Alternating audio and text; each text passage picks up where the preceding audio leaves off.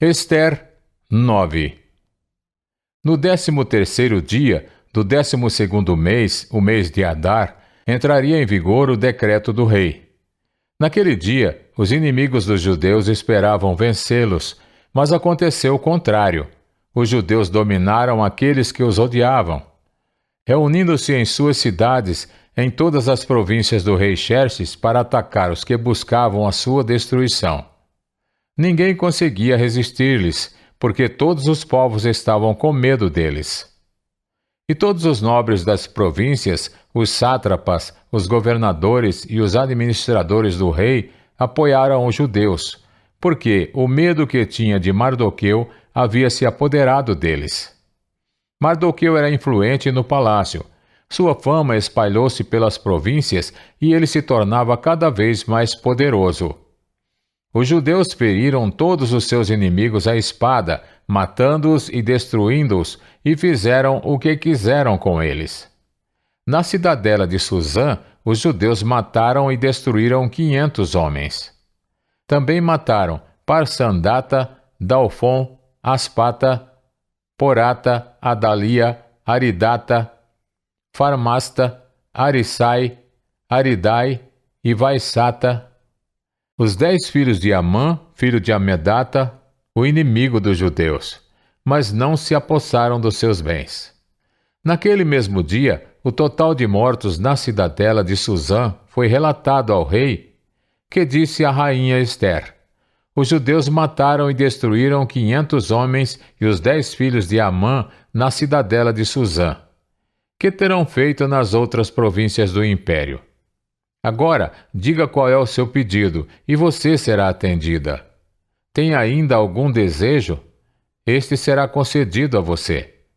Respondeu Ester: se for do agrado do rei que os judeus de Suzã tenham autorização para executar também amanhã o decreto de hoje, para que os corpos dos 10 filhos de Amã sejam pendurados na forca.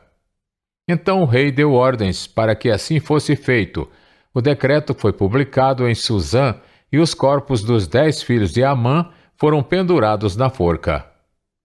Os judeus de Suzã ajuntaram-se no 14º dia do mês de Adar e mataram 300 homens em Suzã, mas não se apossaram dos seus bens.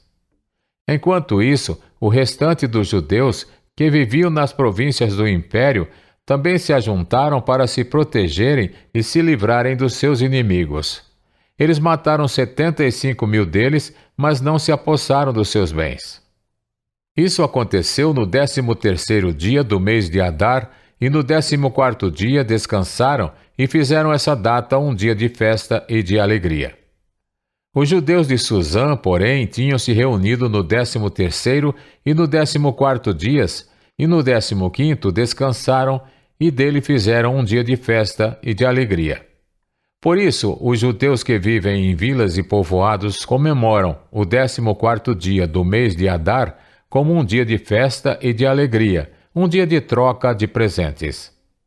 Mardoqueu registrou esses acontecimentos e enviou cartas a todos os judeus de todas as províncias do rei Xerxes, próximas e distantes, determinando que anualmente se comemorassem o 14º e o 15º dias do mês de Adar, pois nesses dias os judeus livraram-se dos seus inimigos. Nesse mês a sua tristeza tornou-se em alegria e o seu pranto num dia de festa. Escreveu-lhes dizendo que comemorassem aquelas datas como dias de festa e de alegria, de troca de presentes e de ofertas aos pobres.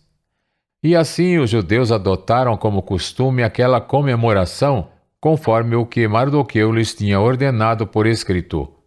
Pois Amã, filho do Agagita Amedata, inimigo de todos os judeus, tinha tramado contra eles para destruí-los e tinha lançado o pur, isto é, a sorte, para a ruína e destruição deles. Mas quando isso chegou ao conhecimento do rei, ele deu ordens escritas para que o plano maligno de Amã contra os judeus se voltasse contra a própria cabeça e para que ele e seus filhos fossem enforcados. Por isso, aqueles dias foram chamados Purim, da palavra pur. Considerando tudo o que estava escrito nessa carta, o que tinham visto e o que tinha acontecido, os judeus decidiram estabelecer o costume que eles e os seus descendentes e todos os que se tornassem judeus não deixariam de comemorar anualmente esses 2 dias na forma prescrita e na data certa. Esses dias seriam lembrados e comemorados em cada família de cada geração, em cada província e em cada cidade, e jamais deveriam deixar de ser comemorados pelos judeus, e os seus descendentes jamais deveriam esquecer-se de tais dias. Então a rainha Ester, filha de Abiail, e o judeu Mardoqueu escreveram com toda a autoridade uma segunda carta para confirmar a primeira, acerca do Purim. Mardoqueu enviou cartas a todos os judeus das 127 províncias do império de Xerxes, desejando-lhes paz e segurança, e confirmando que os dias de Purim deveriam ser comemorados nas datas determinadas, conforme o judeu Mardoqueu e a rainha Ester tinham decretado e estabelecido para si mesmos, para todos os judeus e para os seus descendentes, e acrescentou observações sobre tempos de jejum e de lamentação. O decreto de Ester confirmou as regras do Purim, e isso foi escrito nos registros.